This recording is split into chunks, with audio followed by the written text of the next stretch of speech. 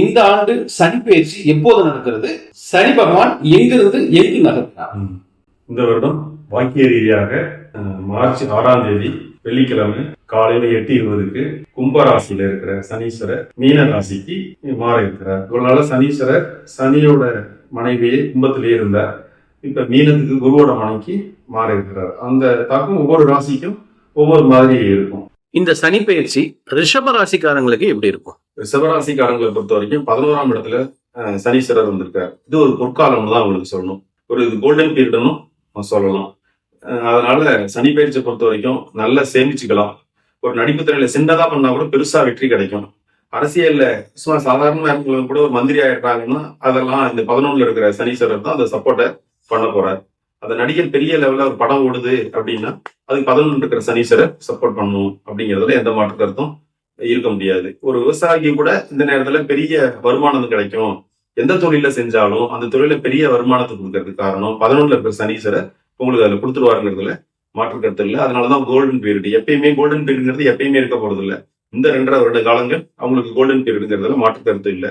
இது பருத்தியே புடவையா காய்க்குதுன்னா இன்னும் கூடுதலா எப்படி நன்மை கிடைக்கும்னா அவங்க மீனத்துல அவங்களுக்கு சுக்கரன் இருக்குதுன்னா நான் சொல்ற பலன்களோட ஒருத்தர் திடீர்னு ஒரு 100 கோடி கிடைச்சது, 50 கோடி கிடைச்சது, 500 கோடி கிடைச்சதுன்னா 11ல இருக்கிறதே கிஃப்ட். அந்த இடத்துல சுக்கரன் இருக்காருன்னா இன்னும் கூடுதலா கிடைக்கும். குரு இருக்காருன்னா அங்கீகாரத்தோட கிடைக்கும் அப்படிங்கிறது தான். இதே பாவகிரகமா இருந்தா நான் சொல்ற பலன் மட்டும் கொஞ்சம் குறைச்சலாதான் இருக்கும் அப்படிங்கிறது தான். அதனால மொத்தத்துக்கு ரிஷபராசிக்கு கண்டிப்பா நற்பலன் கிடைக்குங்கிறது தான். அது எப்படி அப்படின்னா குடம் எடுத்துட்டு போனா குடம் நிறைய தண்ணி குடிக்கலாம், லாரி எடுத்துட்டு போனா லாரி நிறைய தண்ணி குடிக்கலாம். அவங்களுக்கு என்ன பிராப்தம் இருக்கோ அது கிடைக்குங்கிறதுல மாற்று கருத்து இல்லை. அதனால அவங்கவுங்க பூர்வ புண்ணியத்துக்கு தகுந்த மாதிரி அவங்க யோகத்துக்கு தகுந்த மாதிரி கண்டிப்பா வெற்றி மேல வெற்றி கிடைக்குங்கிறதுல மாற்று கருத்து கிடையாது. வீடு வாங்கலாம், நிலம் வாங்கலாம், கடன் கேட்டா கிடைக்கும், படிப்புக்கு கல்வி கடன் கிடைக்கும், எல்லா சலுகைகளும் அரசாங்கத்திலையும் கிடைக்கும், தனிநபருக்கும் கிடைக்கும், ஆரோக்கிய மேன்மை விடும். மன வாழ்க்கைனால இன்னும் திருமணம் ஆகலை அப்படின்னா திருமணம் ஆகும், குழந்தை இல்லை அப்படின்னா குழந்தை கிடைக்கும்.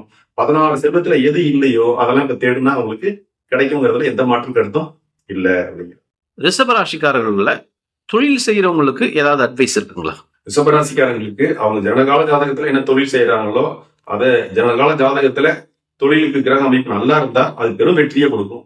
இல்ல அவங்க ஜாதகத்துல வேலைக்கு தான் நல்லா இருக்கும்னா அது வேலையில ப்ரமோஷன் கிடைக்கும், பொருளாதாரம் உயரும், நல்ல சம்பளத்துக்கு போயிடுவாங்க, நல்ல வேலைக்கு போயிடுவாங்க, அந்த வேலையில திருப்தி கிடைக்கும், அந்த வேலையை சந்தோஷமா செய்வாங்க, உழைப்புக்கு பலன் கிடைக்குங்கிறதுல எந்த மாற்று கருத்தும் இல்லை. இது எல்லாத்துக்கும் பொருந்தும். அது மாணவர் நல்ல படிப்பார், சினிமா நடிகராக இருந்தா நல்ல சம்பளம், ப்ரொடியூசரா இருந்தா நல்ல அந்த படம் ஓடுறது, டைரக்டரா இருந்தா நல்ல பேர் எடுக்கிறது, ஒரு அவார்டு வாங்குறது, இதெல்லாம் ரிஷபராசிக்கு இந்த காலகட்டங்கிறது நல்லா இருக்கும். விவசாயியா இருந்தா நல்ல கொள்முதல், நல்ல தரமான பொருட்கள் இதெல்லாம் கிடைக்கும் அப்படிங்கிறது தான். ஏற்றுமதியில இருக்கிறவங்க எல்லாம் நிறைய ஏற்றுமதி இறக்குமதி பண்றவங்க எல்லாம் இதுல பெரிய வெற்றி கிடைக்கிறதுக்கு இந்த காலகட்டம் ஒரு பொற்காலமா இருக்குங்கிறதுல எந்த மாற்று கருத்தும் இருக்க முடியாது. அதே மாதிரி ஆராய்ச்சி கண்டுபிடிப்பு, அந்த கண்டுபிடிப்பு எல்லாம் வெளியில வர்றது, இவங்க செய்யற உழைப்பெல்லாம் பலனா மாறுறது, உழைப்புக்கு ஏற்ற ஊதியம் கிடைக்கிறது, இது அனைத்துமே வெற்றி மேல வெற்றி கிடைக்கும். இவங்க வெளிச்சத்துல தனியா தெரிவாங்க. சில பேர்த்துக்கு உழைச்சுட்டே இருப்பாங்க தெரியாது, அந்த வெளிச்சம் இவங்க மேல இப்ப படும். அப்ப அவங்க தனித்துவமா தெரிவாங்க அப்படிங்கிறது தான். இந்த செலிபிரிட்டி ஆகுறதெல்லாம் இந்த காலகட்டத்துல தான். ரிஷபராசி பெண்களுக்கு சுபகாரியங்கள் கைகூடுமா? அவங்களுக்கு என்ன அட்வைஸ்? ரிஷபராசிக்கார பெண்களுக்கு 100% அவங்களுக்கு என்ன பிரச்சனையோ அத்தனை பிரச்சனையும் தீர்த்துக்கலாங்கிறதுல இந்த 2.5 வருடங்கள் பொற்காலம் தான். இந்த 5 ஆண்டு திட்டம் தீட்டுற மாதிரி இந்த 2.5 வருஷத்துல என்னன்னு அவங்க எல்லாம் நிறைய சில பேர் அரியர்ஸ் வச்சிருப்பாங்க, படிக்க முடியாம தடுமாறுவாங்க, வாய்ப்பு கிடைக்காம இருப்பாங்க. இதுல இந்த காலகட்டத்துல இந்த வாய்ப்பெல்லாம் பயன்படுத்தி அது பெண்களா இருந்தாலும் சரி, ஆண்களா இருந்தாலும், குழந்தைகளாக இருந்தாலும் யாரை என்ன நினைக்கிறாங்களோ அதுல வெற்றி கிடைக்கும். அதனால இந்த காலகட்டத்தை பயன்படுத்தி அவங்க வெற்றியை எளிதாக்கிக்கலாம், ஈஸியா அது கிடைச்சிருங்கிறது தான். ரிஷபராசிக்காரங்கள் இருக்கக்கூடிய மாணவ செல்வங்கள் நல்ல முறையில படிச்சு பாஸ் ஆகிறதுக்கு வாய்ப்பு இருக்கா இந்த சனி பயிற்சியில? நல்லா படிக்கிறவங்க இன்னும் ரொம்ப நல்லா படிப்பாங்க. ஸ்கூல் ஃபர்ஸ்ட் வரவங்க ஸ்டேட் ஃபர்ஸ்ட் வரதுக்கு வாய்ப்பு இருக்கு. பாஸ்வே பண்ண முடியாதவங்க இருக்கிறவங்க பாஸ் பண்ணிடுவாங்க. பாஸ் பண்றவங்க நல்ல மார்க் வாங்குவாங்க, நல்ல மார்க் வாங்குறவங்க ரொம்ப நல்ல மார்க் வாங்குவாங்க. மேல படிக்கணும், வெளிநாட்டுல போய் படிக்கணும், வெளியூர்ல போய் படிக்கணும் அப்படிங்கிறதுக்குலாம் ஆதரவு கிடைக்கும். அது அவங்ககிட்ட பணமே இல்லைன்னா கூட அதை படிச்சுக்கிட்டு வந்துருவாங்க. செழிப்பா இருப்பாங்க, பொருளாதாரம் நல்லா இருக்கும், படிப்பு நல்லா இருக்கும், அவங்க விரும்பின படிப்பு கிடைக்கும், விரும்பின வேலை கிடைக்கும், விரும்புற அனைத்து விஷயமே இந்த காலகட்டங்கிறது 16 செல்வம் தான், 12 கட்டம் தான், 9 கிரகம் தான், இப்ப எல்லாமே இவங்க ஃபில் பண்ணிக்கலாம் அப்படிங்கிறது தான் இது பொற்காலம்னு ரிஷபராசிக்கு சொல்லுவோம். ரிஷபராசிக்கு எல்லாமே ஒரு பொற்காலம்னு சொல்லிட்டீங்க. பரிகாரம்னு ஒரு தேவை இருக்கா? இருந்தா எதை சொல்லுவீங்க? பரிகாரம்னு இந்த காலகட்டத்துல தேவையில்லை. இது எப்படின்னா உடம்புல எல்லா விட்டமின்ஸ் இருந்ததுன்னா மாத்திரை தேவையில்லைங்கிற மாதிரி பரிகாரம் தேவையில்லை.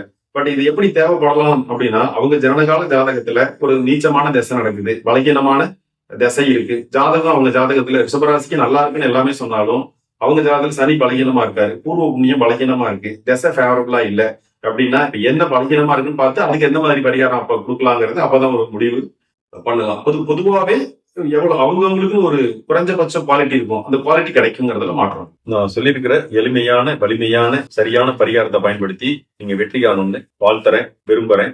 நன்றி, வணக்கம்.